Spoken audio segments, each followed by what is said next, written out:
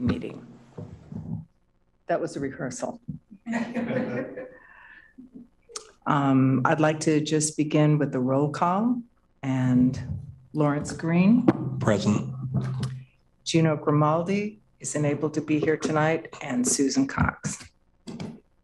So comments from the chair. We met this afternoon and we're excited about all of the things that we have to look forward to.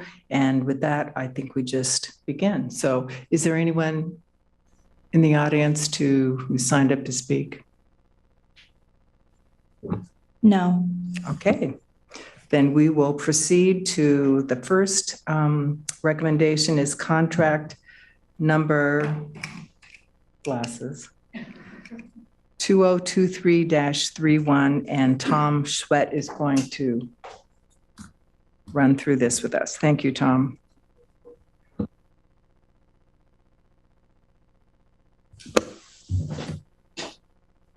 Good evening. To start with, I thought the two items I have for you tonight have a common context. I'd like to provide that and then proceed with the first one, if that's okay. So the items that I have on the agenda tonight are related to our efforts to reimagine the ride. And you've seen this in many ways. We're more than just a public transit agency, and we have been for most of our existence. Our orientation has always been as a community partner focused on making our services meet the evolving needs of our communities. And so I'll just step through a couple of things. We were the first agency to provide wheelchair access to all our buses. One of the first to install bike racks on our buses. Our ride source operations are leading edge in terms of meeting the needs of our communities. The formation of our point-to-point program goes back since before I was even in the region. So we've been doing that for a long time. Our regional partnerships with businesses and our agency partners, our joint long-range planning efforts with our land use and transportation partners. All these are examples of ways we've strived to think beyond the bus and answer the central question, what does our community need us to be? And so building on that, the board adopted a mobility management strategy at its June board meeting. And key aspects of that strategy are mobility management is an effective way for LTD to fill the gaps in our services. LTD should play a key role in facilitating mobility in our region. And there are many opportunities for LTD to explore in that regard. LTD can do this work through investing in fixed route transit systems. That's a primary investment, as well as exploring pilot projects to test new modes and service models and implement the project's decision-making framework. The strategy also highlights how LTD can approach filling gaps in the service in meeting different kinds of opportunity areas. So we've begun updates on several of the major plans and projects, and we'll update others over the next several years. The findings of the mobility management strategy are being embedded into the comprehensive operations analysis, which we recently procured. The partnerships we have with the City of Eugene to develop a downtown Eugene circulation plan, which is actually part of the comprehensive operations analysis. Our ride source operations analysis, which is also underway, and the long range transit update and the strategic business plan update. So all those things can benefit from the work we're doing in mobility management. And to facilitate the integration of mobility management into the work that we do, the partnerships we hold, we're proposing to procure the services of two firms, CityFi and InfraStrategies. So I'm going to speak first to the work that CityFi would be doing, and that's the 2023-31. I've included the specifics of their scopes of work in the AIS. The intent of the work is to facilitate internal and external discussions around reimagining the ride, working to help us develop specific strategies we can use around the formation of key partnerships, identification of performance measures. Specifically, this would entail facilitating internal and external discussions. So we realize that it's important in this transition to be mobility managers to really focus some efforts internally as well as externally in that. And so there'll be several discussions around that internally. with employees and with the board of directors. Will assist in the development of strategies that LTD can use towards reimagining the ride. So imagine, in particular, sorry, I have to get the acronym straight. If I have to get them straight, we're in trouble. But it's the Community Outreach and Communications Assessment, the COCA project. That is a key effort that together with the work that we're talking about tonight with respect to mobility management actually helps frame and set the foundation for the updates to the long-range transit plan, the strategic business plan, all those things that we do as a matter of course, to really help bring us into that space of being mobility managers. With that, we are looking for the board's authorization to execute a contract with Citify for the purposes that I've stated above. And the contract would be written not to exceed $300,000. And I'd be happy to answer any questions that you have. I would just like to comment on your introduction and summary, and how really inspiring that is, the place that LTD's had in sort of historical work. Yeah. And that is a lot to be proud of and a lot to build from. So I appreciate hearing that just in the beginning. And I wish everyone in the community knew that. So maybe we should make bumper stickers or something. Spread the word. I do have a question. This is how many years? The 300,000? So this work would be completed within 2 years. Okay. Or we'd be even a little more aggressive, right. But yeah, okay. And this is, they're going to help with sort of the structure for the communications plan, and okay. Right, and again, they'll be conducting workshops with internally and externally and with the board to help its ability to ask any questions that you might have, but also just to kind of help frame where we're going and what that's going to look like. Okay. This is a little bit different. What's the response been to the outreach and, inviting people to be a part of that? Well, so we should probably do an update on the COCA project, which is, and so as you know, we've been reaching out to form that committee for that group. And that's gone really well. Pat is the one that's got his finger on the pulse on that, but we've got some really good applications and we think that's going to be a great group. Great. I think this is exciting. Lawrence, do you have any questions? Is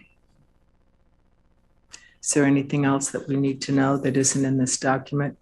Have you worked with them before? Yeah, so I can say, so Nico Larco is a professor at the University of Oregon in their architecture, and he's been working with this group Citify off and on as a partner in their organization for a long time. And so he actually talked to me about this, and we got, and Jameson knows the principals with Citify, Story Bellows and Katerina Ricks.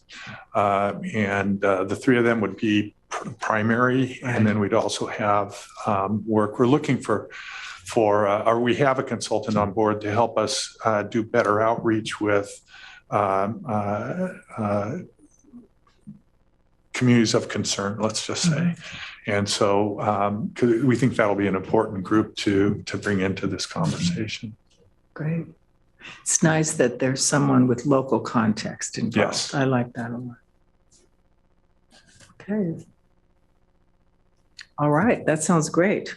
So do we want to go to the next contract, or do we need to approve this I think it'd be... Okay, do we need a motion? Take the action to take... Yes, okay. Okay. Is there a motion? I move to forward contract number 2023-31 to the Board of Directors with a recommendation for approval. And I second that. So aye and aye. Aye. Okay, unanimously we pass that. Okay, thank you, Tom. Thank you. So we'll look forward to recommending that to the full board. Okay. and to contract number 202280. Yes, so I'd like to speak to that. Again, that's a modification to the contract with InfraStrategies. As you know, or you might know, InfraStrategies is the group that we procured to help us with the Community Outreach Communications Assessment Project. The principal in charge of that project, a guy named Joshua Shank, brings a lot of experience to this issue as well. He was working with LA Metro and brought mobility management into LA Metro when he was there. And he's done a lot of other work in this realm. And so we've asked him, given his knowledge of what's coming out of the COCA project, importantly, but also the work that he did in actually helping a transit agency transition to that mobility management, we're asking him to come and advise us on and work with the City 5 folks to make sure that we get kind of something that's transit oriented and is going to fit for our organization. Again, factoring in the learning from the COCA project. Are they simultaneous or? Yeah. Okay. They'd overlap. Okay. Any questions? Who will be the staff lead on this? Is that you? That'll be me. We'll have the planning team Sure. involved. They're managing a lot of the other projects as well. So it'll be a good group. Good. I don't really have additional questions. Jameson, have you worked with them before? I've worked with Josh. Okay, great. We're working with them currently, and that team is a good team, and I think that they will dovetail nicely with City 5 and with staff here. And they'll also be working with the strategic planning committee. So we'll be bringing ideas there. Right. Internally, we have a mobility management committee as well, which will be feeding the organization internally on what's going on, as well as the board. So I think it'll be a good fit. I like how it's integrated up and down and in and out throughout the organization. That really, it's not in a little silo It's gonna help. somewhere. Yeah, there you go. Good. Are there any questions? Do we have a motion? I move to forward contract number 2022-80 to the Board of Directors with the recommendation for approval. I will second that motion. Aye. Aye. Aye. And aye. Okay, unanimous.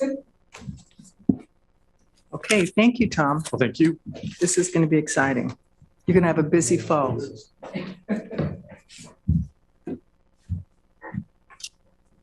Welcome, Eric. Thank you. It's your turn to talk about 202302 and 2023. It's 02 again. There's 3 total. Yeah, board members, Jameson, I represent the district as the Director of Fleet Management. Happy to present this agenda item to you today. This also represents, months of collaboration between the procurement department and the fleet team. And that also includes, obviously, our material management personnel who've done a lot of data collection and presentation. So happy to be here to talk about it a little bit. The purpose of this item is to authorize the Lane Transit District's Chief Executive Officer, Jameson, to execute new contracts with Cummins, Inc., Gillig LLC, and Pacific Power Group for the facilitation of on-demand purchases of various engine and hybrid parts and maintain the LTD fleet. These parts include bus engines, in-frame kits, drive units, energy storage systems, and a few others. This purchase was included in the LTD Community Investment Plan, the CIP, as part of our State of Good Repair fleet projects. LTD staff requested a solicitation to contract for and obtain these on-demand bus engine and hybrid parts for up to a 5-year period. The invitation for bid, or the IFP process, was designated and facilitated to identify and award the most responsive and responsible low bids to satisfy the need.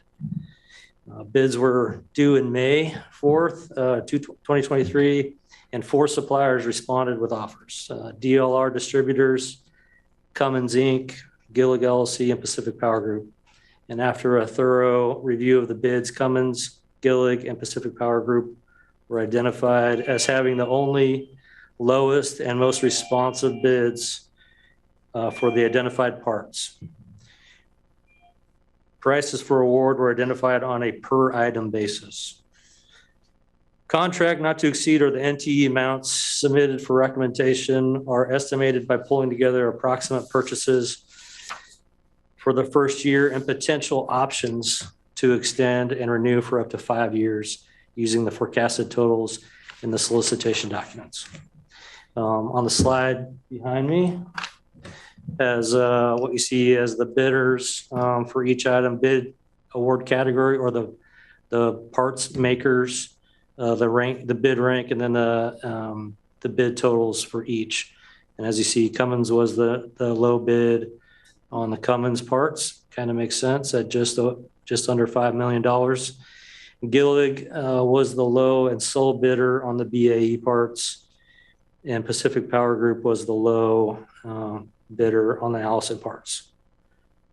The total value of all contract awards for the total 5-year project cost is estimated at up to $12.3 million for the 5 years. This project has multiple funding sources to make up the overall contract total. Considerations, to provide continuing value, financially responsible and trusted customer transportation through this purchase. Timing is important, considering supply and market conditions, as well as maximizing the funding prepared for this upcoming fiscal year and future fiscal years. And I'll open it up to questions. Thank you.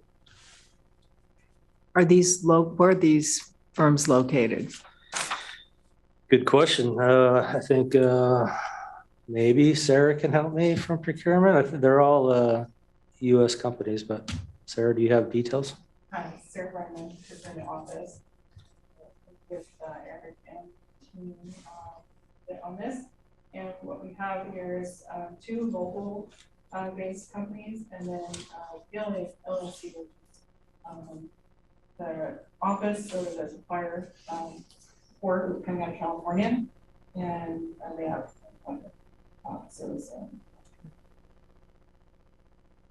manufacturing facilities around the United States. So they'll come from various areas and then I think that's it for those 3. Thank you. It's good to have local. It's good to also have friends in the audience too. Absolutely. Do you have any questions?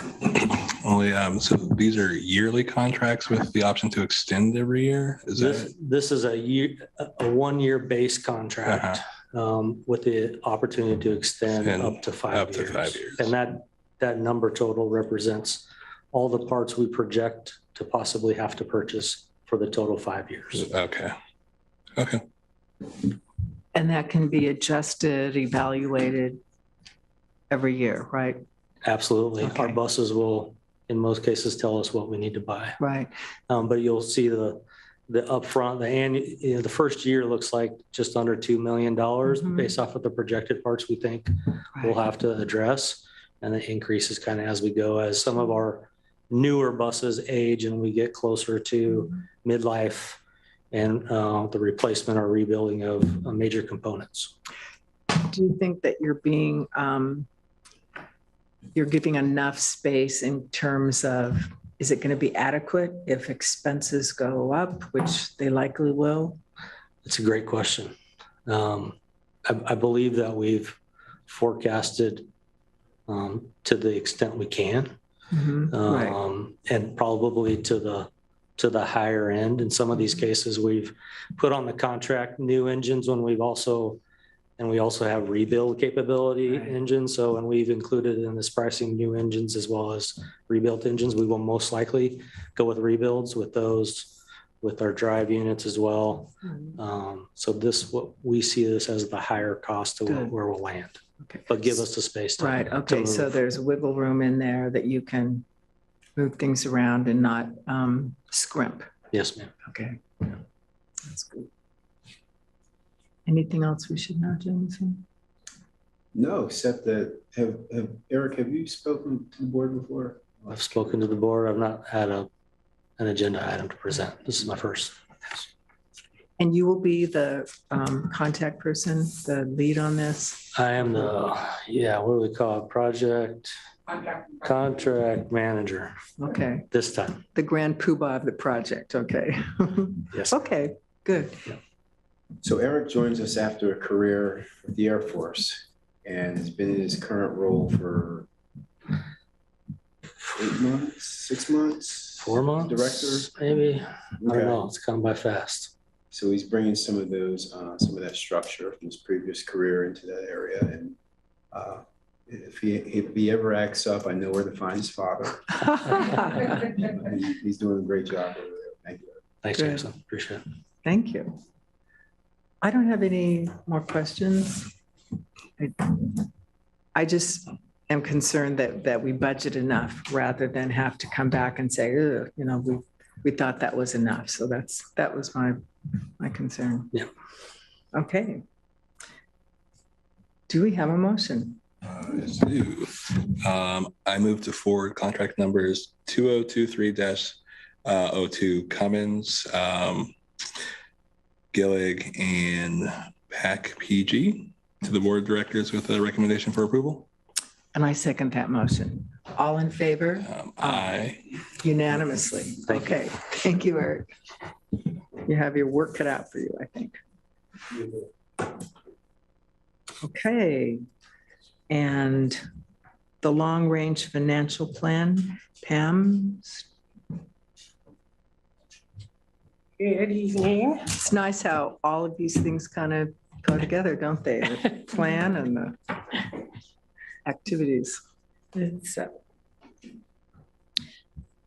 Well, I want to start out by talking about where we were when we ended the budget committee meetings. At the May 2nd budget committee meeting, we informed the committee that the long-range financial plan was not going to be included in the fiscal year 24 budget process, as it was in need of some restructuring. This presentation tonight is to serve as our first conversation with the Finance Committee as to the current state of the long-range financial plan, what has changed, and what is being restructured, and how we plan to proceed. So, our agenda for tonight will be up there in just a moment. We're going to talk about what drives the long-range financial plan and what does it drive. So we'll look at some key inputs, the long-range financial plan versus the fiscal year 24 budget analysis, some trends, what's changed, and then moving forward. Okay. So she should be on the slide with the blue flags.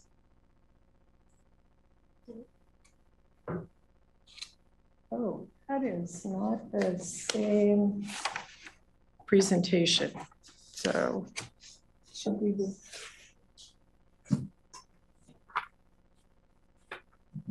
Smell it.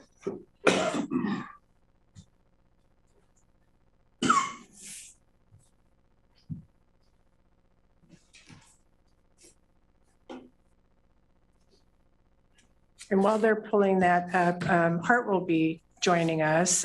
So from New York, and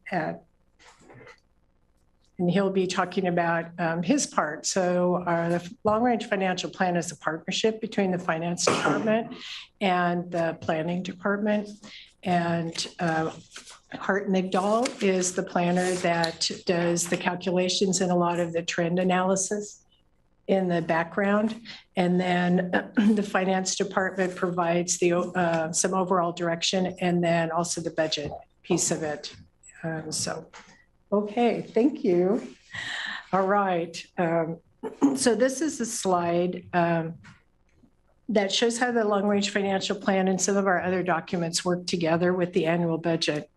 The long-range financial plan is compiled from several years of actual financial information and numerous economic estimations and assumptions. For the last few years, the long-range financial plan has been updated once a year in the middle of the budget preparation.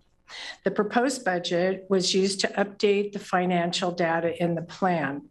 As you'll see later in our presentation, we are recommending more frequent updates to the plan in order to ensure alignment with changing economic conditions. Two key assumptions have an especially large impact on the plan. They are wage and benefit estimates and the expected cost of our largest expenses, which are parts and tires, fuel, and technology. You may recall that earlier this year, late coming decisions in February dramatically affected the assumptions that we were using to prepare the long-range financial plan. These were the ATU contract being settled with significant changes to pay and service staffing levels, and a recall from the vendor for our new electric buses that caused us to halt our work to test and put the buses into service. Cost savings from those 16 buses was one of the assumptions that was driving the long-range financial plan. And at that time, we didn't know when those buses would be placed into service. This delay also may have affected our plan to use our statewide transportation improvement fund, the STIF funding, to provide the match. And as we talked about at the budget committee, if the STIF funds were not available for the match, our general funds would need to be used. So in order to prepare the most accurate forecast, we made the decision to suspend preparing the fiscal year 25 long-range financial plan until we had more information to update key assumptions. The next part will talk about the key inputs and analysis that go into the long-range financial plan. Hello, everybody. So I'm Hart Migdal. I'm a development planner in Tom Schwetz and Joe McCormick's group. I've been working with finance on the long-range financial plan since 2017. Sorry, Hart. We can't hear you from our end. Nothing? Hello? Yeah, I'm unmuted. Hello? Oh. So I'm unmuted. So while she's getting Hart, our two presentations are a little bit independent. So I'm going to go ahead and talk about some of the trends that we use in the long-range financial plan. And then when Hart's available, he can come back and talk more about the details and the analysis. So I don't know if you want to, well, they're working on this slide. In our long-range financial plan, there's several trends that we use. The trends that have the most impact on the plan are our economic recovery after the pandemic. We still have lagging service levels, and from that, and it has also impacted our staffing levels. Hello? Another trend that impacts our long-range financial plan that we have been watching for several years is our healthcare costs. These increases, although we budget them to be around 7%, the cost increases are actually higher than the general inflation. The next thing that we have considered, especially in the next 2 years, is the COVID relief funding. That funding will be ending in fiscal year 25, and that has been considered in our current long-range financial plan, as well as going forward, we'll be looking at that. Can you hear me? See there? Yes. Yeah, hello? We have him back, so, okay. Hi, I've been I'll here come back to all that along. I'm sorry about that. I'm not sure what happened, but my mic was checked out and working well. So I'm Hart Migdal. I'm a development planner working in Tom Schwetz and Joe McCormick's group.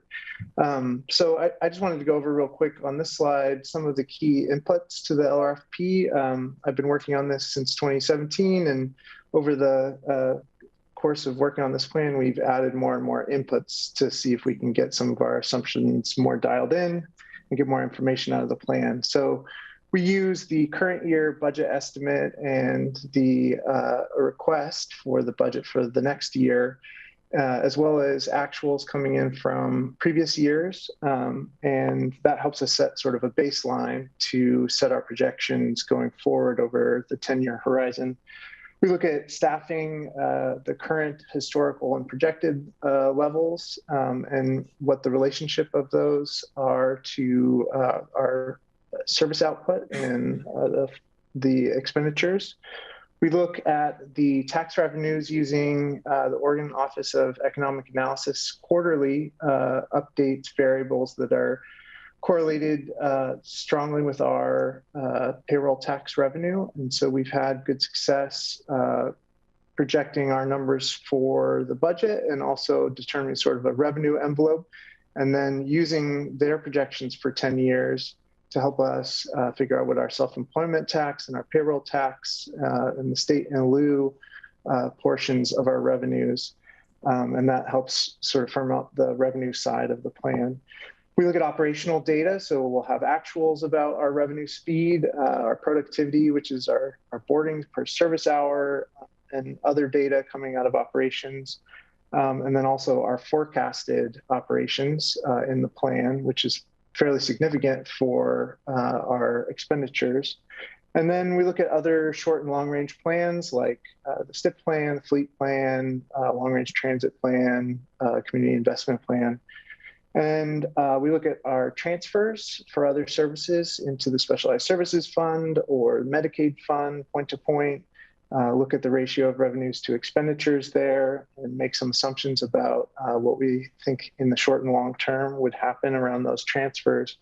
And then we have roll-ups about a number of our expenditures that are driven by either independent factors or the assumed service levels, or both in the plan. So things like parts, we might be able to firm up a parts cost per mile and make a projection there.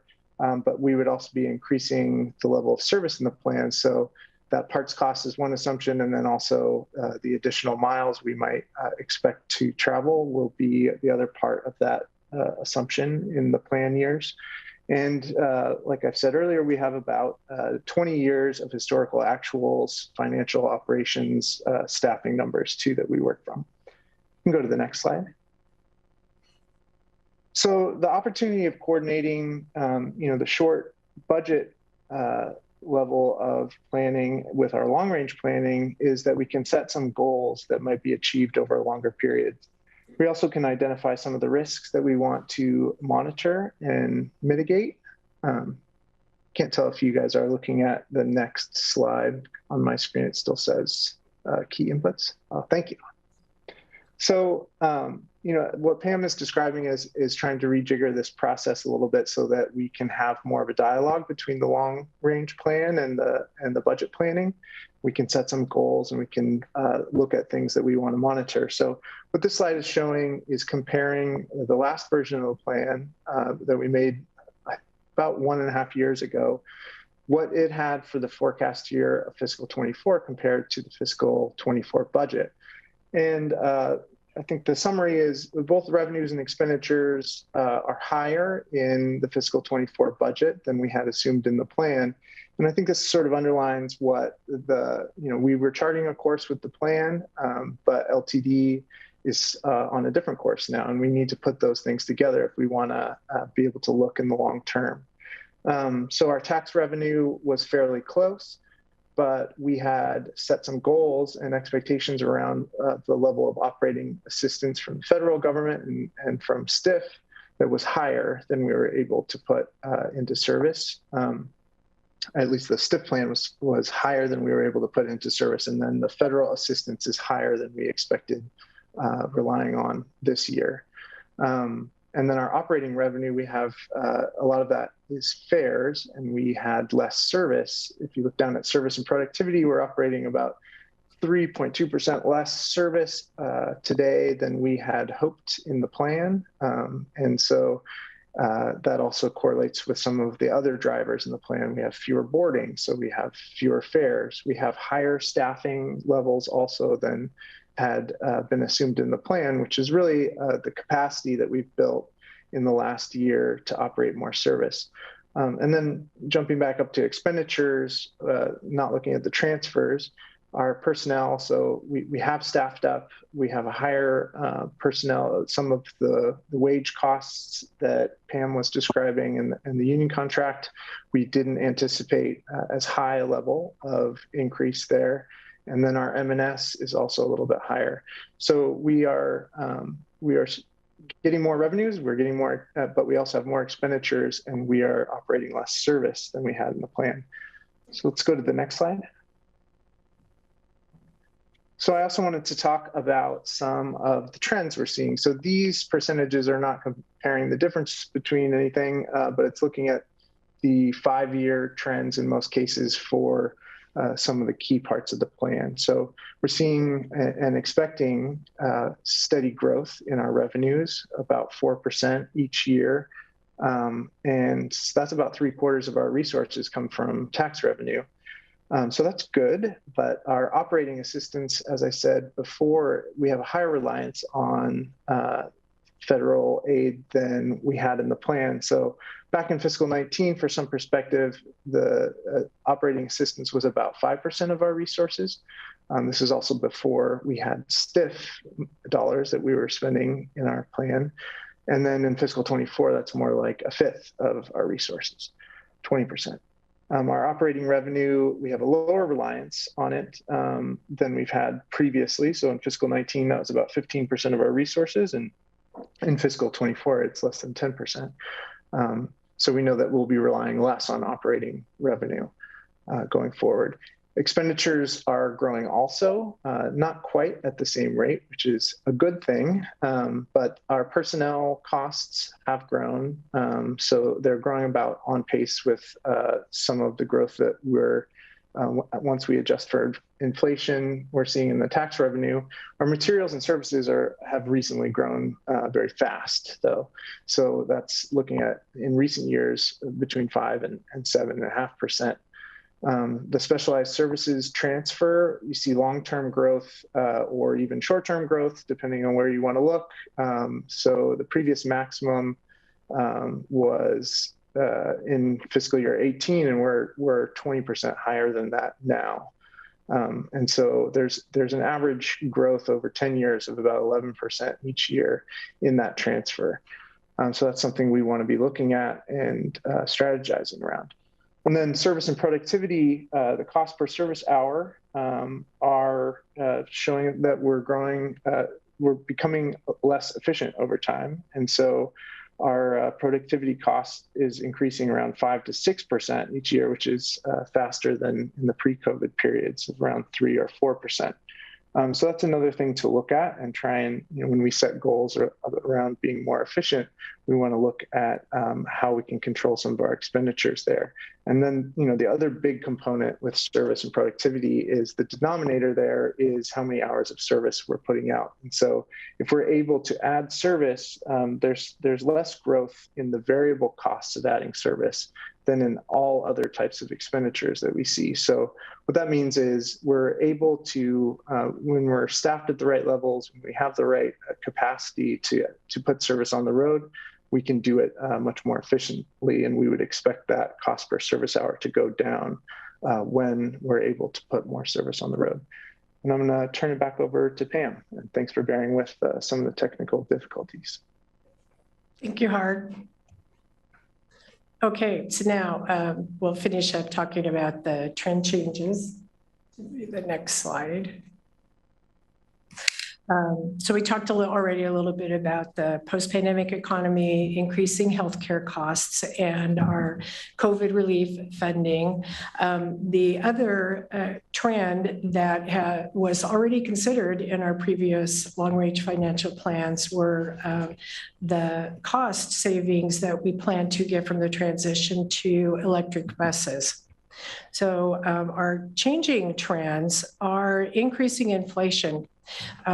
We used to set an inflation rate, and we could depend on that staying basically the same for a number of years.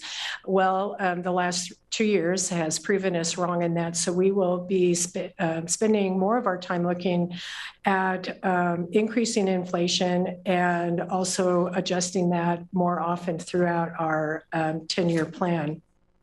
And then we will also be working into the new plan, the new labor contract, and making some estimations about going forward for years 6 to 10 on that. So, and then we'll go to the next slide. So moving forward, we are going to add some additional items to the long-range financial plan for analysis. We're exploring additional revenue sources to offset what could be permanent impacts to traditional transit service levels from the pandemic. We are tracking key cost drivers more frequently in order to better inform our management so adjustments can be made sooner. And we know that our technology costs are increasing, but we will be completing a more formal analysis of the impact that these tech improvements will have in reducing costs in other areas. And finally, we are continuing to identify the financial impacts as we work to position ourselves as the area's mobility manager. At the next slide. As mentioned earlier, we're going to change the frequency that our budget committee sees the long-range financial plan. The top line of this diagram shows the current budget timeline used for our fiscal year 24 budget. The long-range financial plan was completed once the proposed budget was done, usually in late February or early March. The bottom line of the diagram shows the new budget schedule incorporating both the long-range financial plan and CIP documents, adding plan updates in the fall and winter prior to completing the new year's budget. This will inform the managers earlier in the process, prior to when they prepare their fiscal year forecasts and the next year's budget requests. And that concludes our update for tonight. Do you have any questions for us?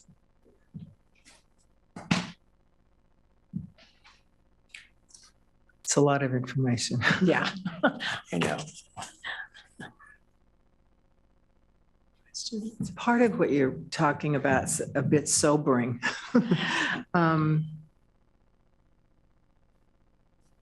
When you talk about efficiencies, can we get a little bit more of an explanation, or is that evaluation kind of underway, or? Well, I can speak to at least one that I'm very familiar with, which is our changing from our current financial software to a new ERP. So throughout this process, part of the reason that we wanted to make that investment is to create efficiencies.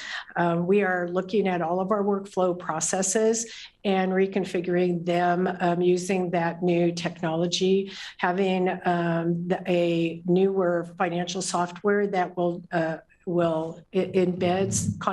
procurement is another example, embeds contracts, which then can be turned directly into POs, which can be turned directly into, matched up with the invoices, and that all is contained within the system instead of us doing a lot of manual work outside the system. So, and that's just one workflow that I'm familiar with. So, so I can tell you that that one is one that it seems like a huge investment up front, and it's definitely a lot of time, but we do know that down the road that will save us time in at least those two different areas. So, and I don't know if others have other examples in their areas or not, but Let me color in just a little bit. I think you might have been referencing the service and productivity Hart was talking about in terms of adding more service in our cost per hour on our service. Yes. So that was a slide on trends Right. right here. So, we have costs that are spread over top of the number of, however you look at it, number of service miles or service hours that we operate. By adding more of those service hours back, that takes that total cost per service hour or mile down. So you start to get more efficiency that way. And we're in the process now of going in and updating our strategic business plan. And one of our base level goals is to increase service, which will require us to look at frontline staff, have an organizational goal of hiring bus operators and also fleet mechanics to make sure that we can get service on the street each day. And that will bring our service cost per hour down more in line with what we're traditionally used to seeing. I think the other piece that we have to pay attention to, and Pam brought that out, was healthcare. Keeping our eye on healthcare costs, which every organization is looking at as well. And then finally, specialized services. The cost for that service has gone up as all of the services have gone up. So we're going to be looking at different options on how we deliver that service. So some of that will come through the operations analysis. Some of that will come through the ride source analysis, and a good bit that will come through us looking at how we're spending money here and how we're using the technology that we've invested in. So I think this long-term financial plan is very important as we move forward because it ties into the long-range transportation plan. And one of the points that was brought out was as we transition to a mobility manager, what does that look like? So how do we tie that pursuit to our long-range costs and our long-range trends to support that strategic initiative? And I think it'll be important for us to really be tracking these. So this is a very much a repositioning, if you will. We've always minded the finances, but we're going to be looking at those a lot closer internally and with the board as well. So yeah, this is a change from past long-range financial plans. Lawrence? I guess one of the, like to say with regard to the contracts, that's indicated a couple of times or mentioned as one of the reasons for the difference in the budget. But I think that it was such an important investment to be able to do all the other things that we're talking about. And that also provides, it keeps LTD sort of at the top of the scale in terms of recruiting good staff and good employees. So even though that's mentioned in there sort of as a comment, I think there needs to be an asterisk beside that, or at least from my perspective, that was an important investment to make. It is. But I feel the same way about investing in the technology that because that happens to be that line in particular was one that was under budgeted for this last year, and we had been watching that. But we know that the investment that we're making now is going to pay off down the road. And and the items that are listed on here, it's hard to present it with that saying, okay, well, these expenses are bad, and more revenue, that's good, and it's really not a value judgment. The long-range financial plan for me is just trying to look at what does our future look like so we can make the best decisions. It's not so much a good or bad or a value thing. It's okay, this is where we think this is going to be. This will help us set a good path. And you're right, we have some challenges coming up in the next couple of years, but we also have some really good ideas about how to approach those. And it's not good or bad, it's just going to be different. Thank you. When you talk about having more regular reports, what does that mean? What's more regular? like quarterly or? So more You talked revenue. about having more regular reports. Oh, the regular reports, yeah. So, we have a department trend report that we've developed that will be presented to all of the leadership department managers in less than a month. We have that ready, and that will be coming out on a regular basis.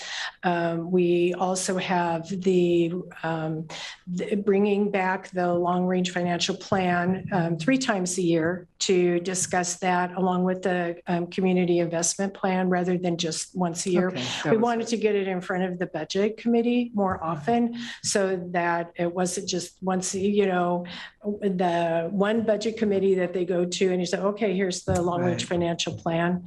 And then we have some other internal reports that we've been talking about as well. So it's informing the board and public more often as well as internally. So, and, to go back to our financial software, that will allow us to do that. Right now, all of those reports are generated manually, and a lot of those will be able to run out of our new software. So we're excited about that. Thank you. Jameson, is there anything else you want to add? No, I think Pam covered it.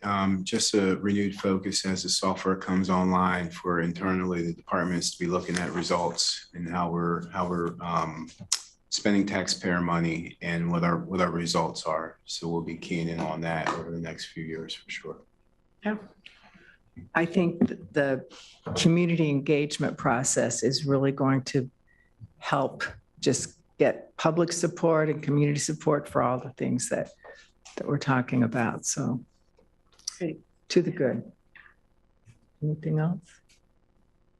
Okay. Thank you, Pam. Yeah, I think I'm on next, aren't I?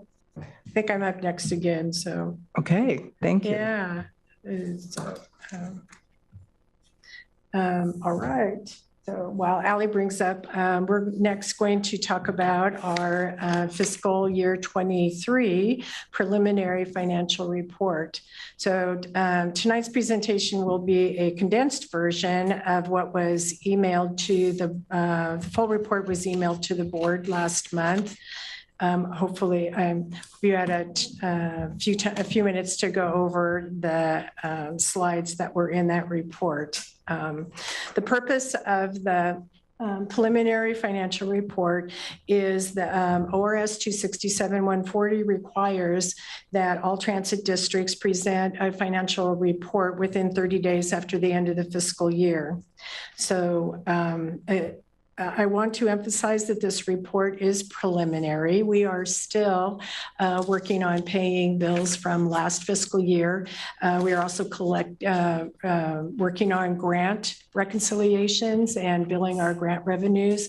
But so some of these amounts are, all of the amounts are estimated at this point, but we did build in to this report the things that we are confident about and know about at this point in time.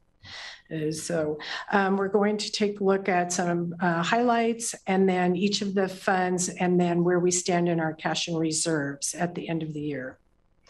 So, okay, you can go to the highlights page. So,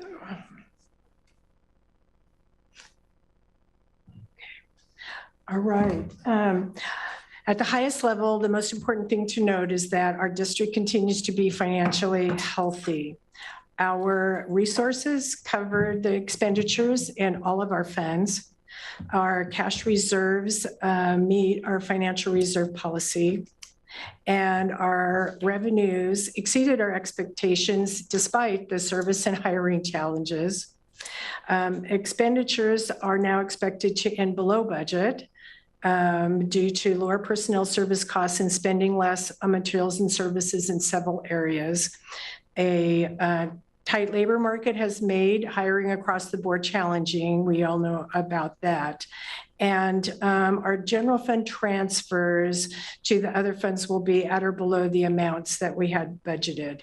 I did want to spend just a moment talking about the supplemental budget. So, so you will see in just a moment that our general fund expenditures did end up below below budget. The budget amount shown on there does include the changes that we made with the supplemental budget. And we based that supplemental budget on forecasts that were made by each of our department managers during the time that they were doing the budget process. To be on the conservative side, we decided it would, even though it looked like our materials and services from the forecast were going to be very close to our budget, we never want to go over. So we decided that it was the best approach would be to go ahead and do our supplemental budget, even though you'll see that we probably didn't need to do that, but it was still best to do that to be on the safe side. So under the resources, our operating revenues are going to end 569,000 or 15% above budget. And our payroll type taxes are going to end 1.7 million, 3.5% above budget. So that is good news. The general fund expenditures will end 4.4. It appears that they will end 4.4 million or 8% below budget. And taking a look at the drivers for that, personnel services will end 1.7 million below budget. Due to the hiring challenges and reduced services, we even with the added service levels from our contract, we attempted to hire more bus operators before the end of the year. And we had planned on doing that, and I had put that in our forecast, but not all of that was able to be accomplished. And there are a few other positions that we weren't able to fill before the end of the year as well. So, and the good news, our health costs did actually come in under budget. So that was good news for the year. Our materials and services will end approximately 2.6 million below budget. And this did have directly to do with fuel prices were leveling, lower professional services than we had forecast, and also lower supplies. And our insurance and risk services are just slightly below budget at 70,000. So I am still anticipating that we're going to stick with our expected general fund transfers. There's at least two funds that we'll see are quite a bit lower in services. One is our specialized services, and then also our capital projects fund. There we spent quite a bit less than what we had budgeted. The transfers are based on the level of the spending that we originally thought. And so I'm going to stick with those transfers from the general fund for right now, but those could possibly change in our final analysis if not that much is needed to support those funds. And then lastly, expenditures in all the funds are going to be below the amounts budgeted or appropriated this year. So, all right, we'll talk just a little bit about the general fund next.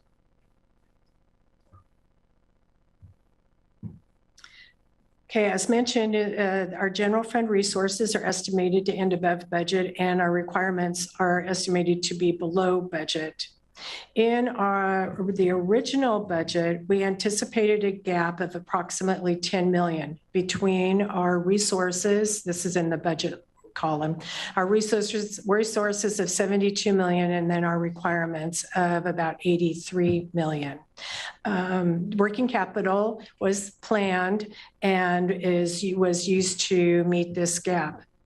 In our current projection of fiscal year 23, this gap will be reduced to approximately 2.5 million, which is the difference between our total resources that you can see at 75.8 million and then our total requirements of 78.2 million.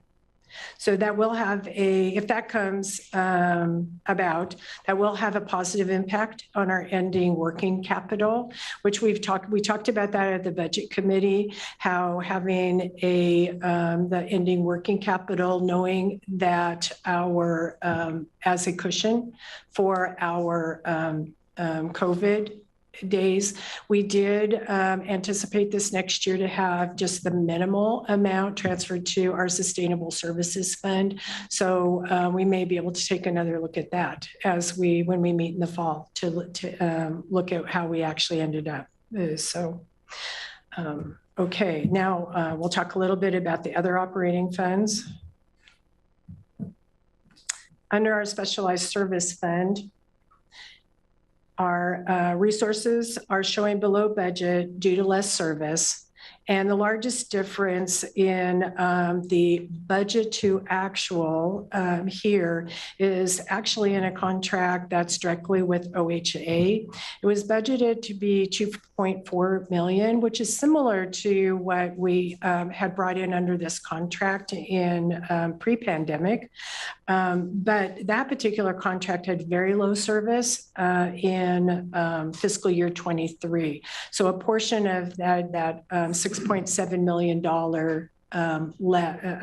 amount that's less than budget is directly related to that particular contract.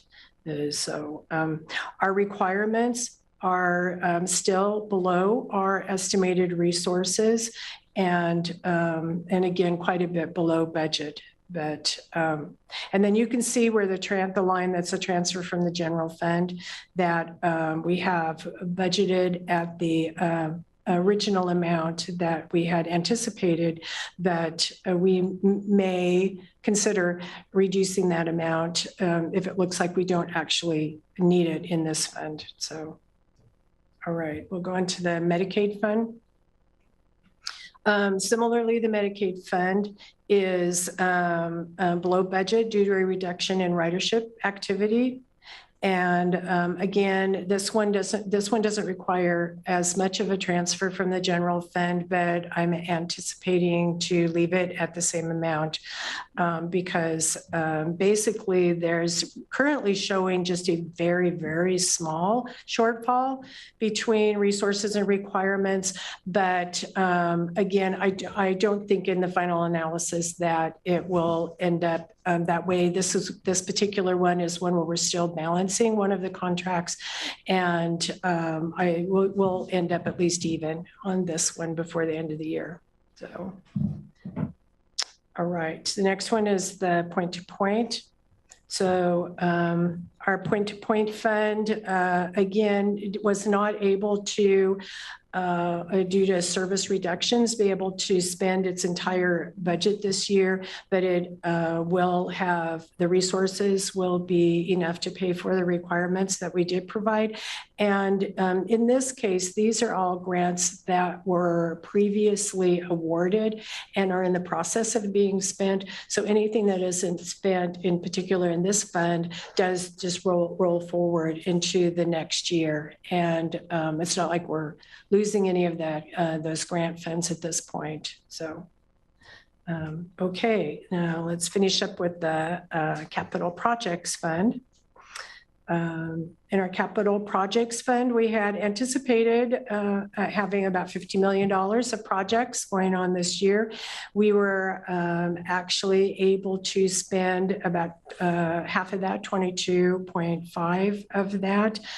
None of the projects have exceeded the budget that was set for them.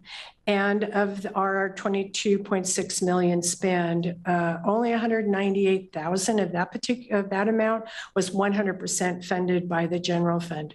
All of the other projects were grant funded with either a general fund or a state transportation fund match. Our large under budget spend is due to our supply chain delays and our reprioritization of projects.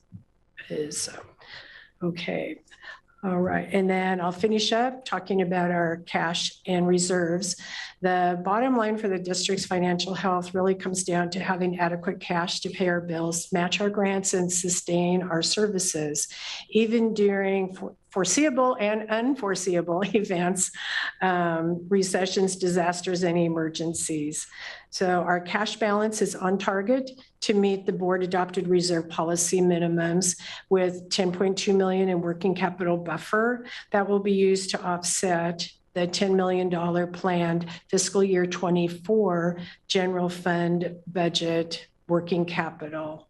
Just, I don't know if you may recall from our general fund budget, this budget looks similar this year as to last year, where we had about a $10 million difference between resources and expenditures. And so we will have no trouble meeting that this next year. So with our cash balances. So any questions about our fiscal year 23? Pam, that was a fun report to give, wasn't it? Yes, it was. It was fun just to get to the point that I could, oh, okay. I feel like I could see where we are now. So what is the total of the cash reserves? We have other, so we have stiff money that's not shown on here because that is completely reserved, has to be set aside. So for the money that we do have available for operating and for our reserves, it's the 48 million. That's the actual amount that we had either invested in the LGIP, the local government pool, or in our operating checking accounts. And do you contribute to that every year? Is that going to grow? No, it has actually been budgeted to go down over the last 2 years. And what the only piece of that we now have over in reserves is our brand new sustainable services reserve. So that's part of that balance. Okay. I think it's important to, have security, but at the same time, question having so much just aside for what ifs. So yeah, and I know that that's an impressive number, but when you break it down to look at what it's really made up of, $17 million of that, it has to be set aside for our capital projects. And because that is matched. And even if, like in our capital projects fund, even though we didn't spend the whole 50 million, we will be. Those are all projects that are in the CIP. They are just delayed for various reasons. We're working them. They're still in our CIP. And whether the money is sitting in, our operating, or whether it's specifically set aside for a particular project, it still has to be there to meet that 20% match. Most of our federal grants require a 20% match. There are some that are about 11%. The only grants that don't require that type of a match are STIF, the state transportation grants, and then we had some lottery money that didn't require a match. Right, so there's restricted and non-restricted reserves. Mm-hmm. Yeah, and when you see the full annual comprehensive report does call that out. So right on the face of the financial statements in our annual report, you'll be able to, you can look at last year's, or when the one for fiscal year 23 comes out, right on the face of that, you can see how much is actually available and how much is restricted, of our overall capital. Thank you. Okay. Any questions? No, I just can't answer that. Yeah. Do you have anything to add, Jamison? Just one thing relating to the CIP, the capital budget, the requirements for match in the future may change because we're going to another process where we're identifying, really getting strict on needs versus wants and prioritization. So that's a thing that's being worked on now, in addition to the COA, which looks at the type of service that we'll be offering may or may not require different types of capital expenditures. Right. Yeah. Great. Thank you. Okay. You're welcome. Anything else? Well, also thanks to everybody who stayed late on one of the few last sunny summer days. Hate to say that. Anyway, thank you. I mean, all these numbers are a reflection of, oh, It's coming back that soon? sorry. But all those good numbers are a reflection of all the good work everybody does. So Appreciate that very much. Anything else, Lawrence? I don't have anything, no. Okay, we're adjourned.